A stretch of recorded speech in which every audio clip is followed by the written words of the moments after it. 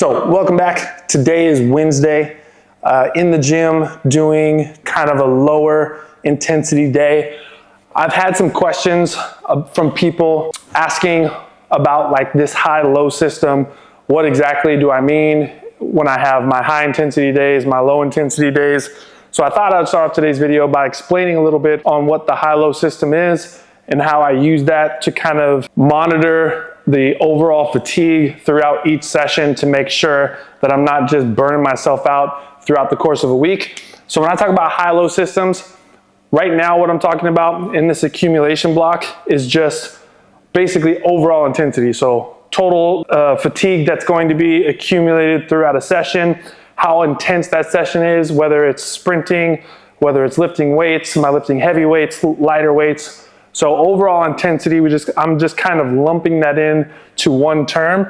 But if we look at it on the course of a week, you look at what your overall intensity is, and then Monday, Tuesday, Wednesday, Thursday, Friday, Saturday. So what I have my setup right now is Mondays, I'm only doing the tempo work and some very easy kind of extensive plyometrics. So we're looking at overall intensity. That would be considered like a lower intensity day. Tuesdays, I've got jumps, Olympic lifting, some squats, some bench press, isometric work. That day, because we're doing AMRAP sets on a bench press, we're doing relatively heavier sets and more volume on the back squats.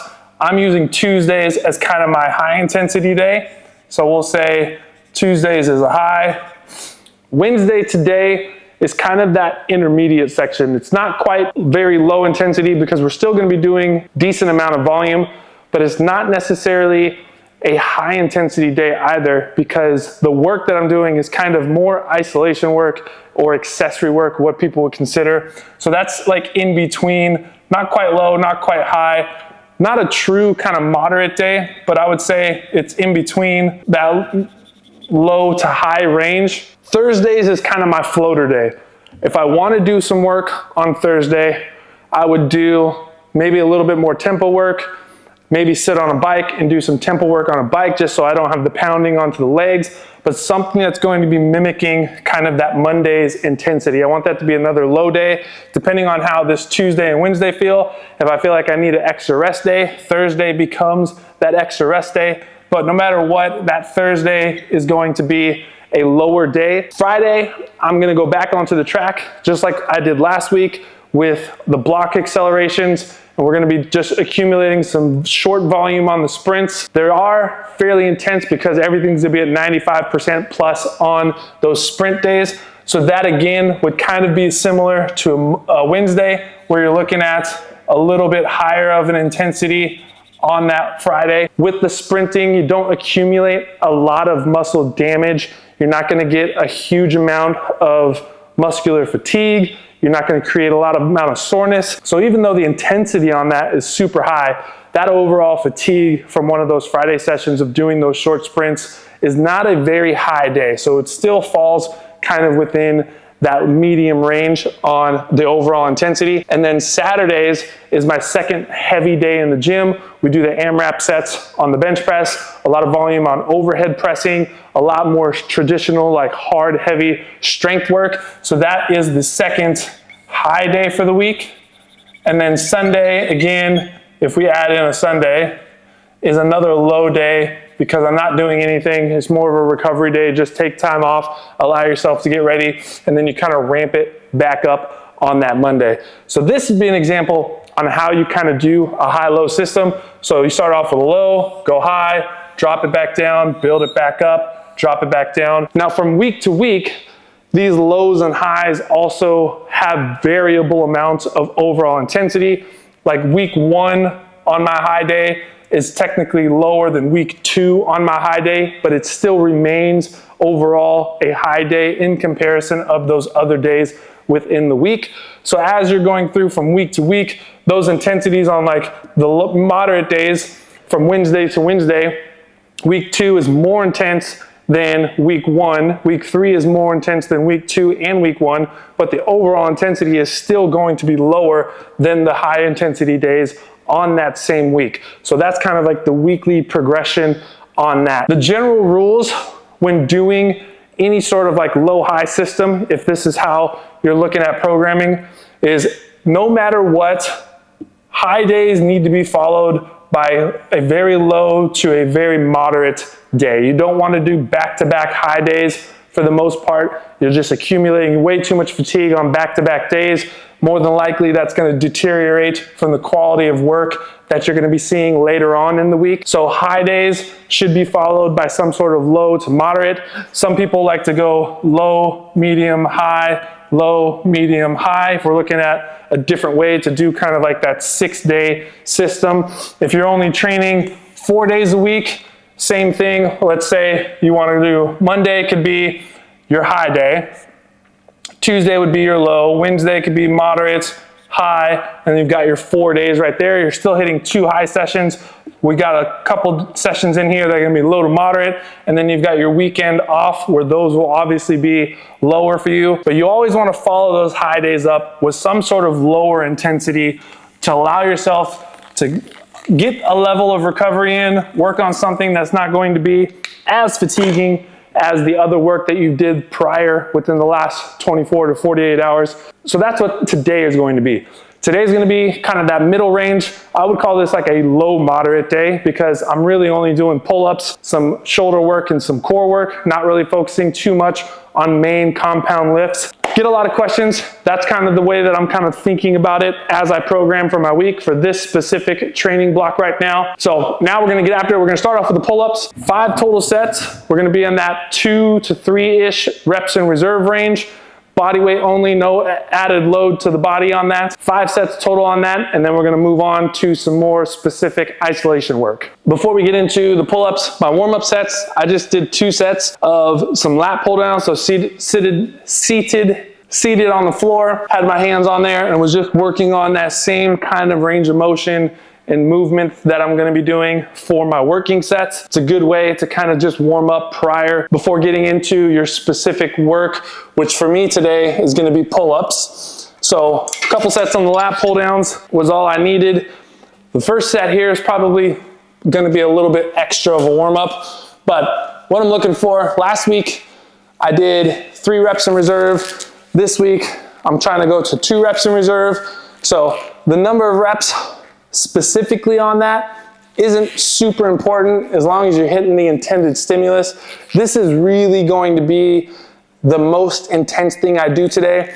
Pull-ups, even if you go all out on pull-ups, it's not a very systemically fatiguing exercise compared to something like a deadlift or a back squat. If you're going all out on some deadlifts, all out on some back squats, the fatigue that you accumulate on that because of just the overall load that you can do on those movements is generally a lot higher. So we can still get quality intensity in today while also monitoring how much fatigue that we're accumulating as we do this.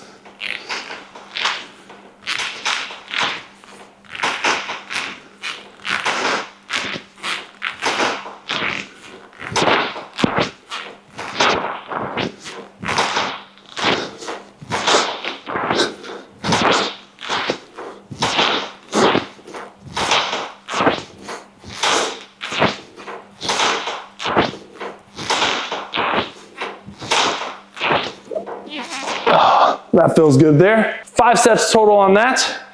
Rest in between should be somewhere in that 2 to 3 minute range, enough to where you can get real close to that first amount of reps there. You shouldn't see a drastic drop off on that. So I think I wasn't counting, but I would say I did anywhere between 15 to 17 reps on that. So the next set, I'm looking at trying to be at like that 13 to 15 rep range if there is going to be some sort of a drop off.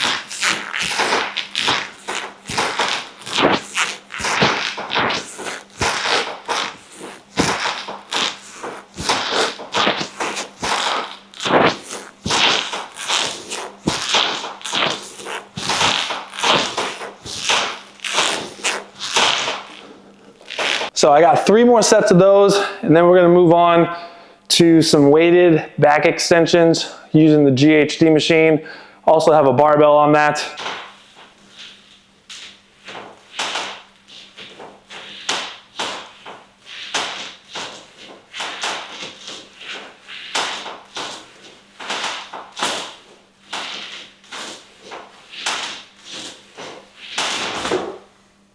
All right, second thing on the schedule for today is some back raises using a barbell. Last week, I had a 10 kilo barbell. This week, I'm gonna be using a 15 kilo barbell. The reps on it will probably be about the same. So I think last week, I was in like that 2 to 3 reps in reserve range. I'm gonna stay in that range again this week with just a slightly heavier barbell. But as long as you get the hip on top of the mat here and you don't have them too far out, you shouldn't really be feeling too much in terms of like the hamstrings and glutes. I really just want to focus on like that lower back range on this. So I'm going to set myself up in a position where like the erectors will be working, obviously not going to be flexing and extending through like the thoracic spine, but just kind of focusing on that low back range, build that up, because we got a lot of squats and a lot of Olympic lifting to do. So this is gonna help out with all of that. So 3 sets on this. Another way you can try to make sure that you're kind of keeping your hamstrings out of it is don't do this with your legs completely straight. As you go into hip flexion, you're gonna start feeling a little bit more in the hamstrings and glutes. So if you keep those legs bent just a little bit and focus on just that extension through the low back, that should isolate the low back more and keep the hamstrings and glutes out of it a lot.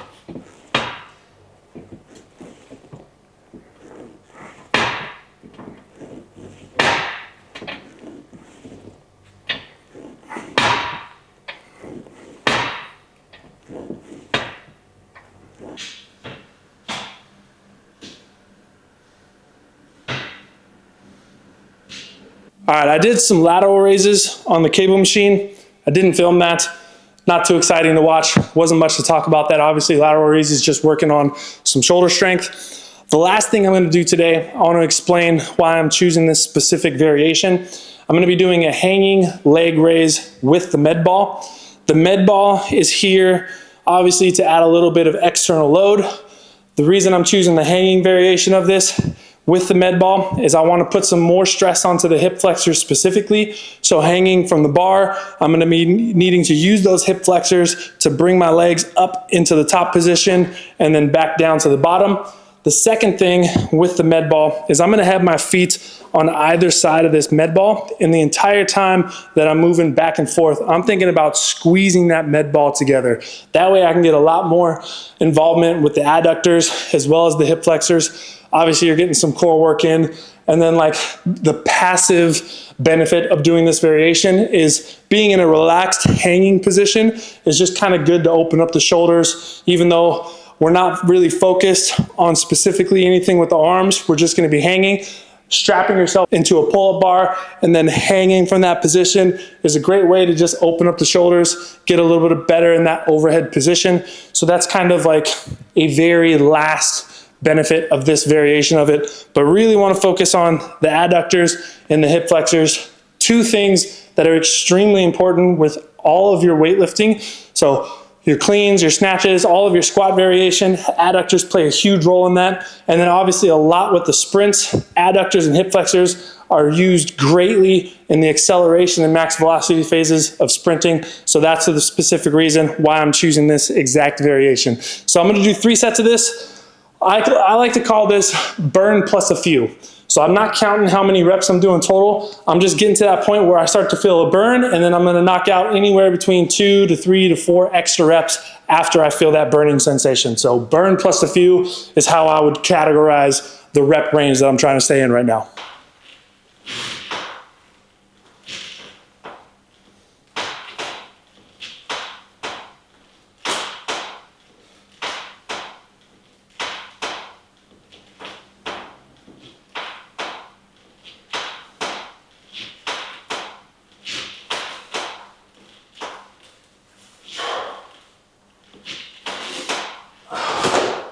All right, so you'll definitely feel that in the adductors. You should feel that obviously in the core, in the hip flexors. The med ball I'm using today is a 7 kilo med ball, probably a little bit heavier than what I wanted.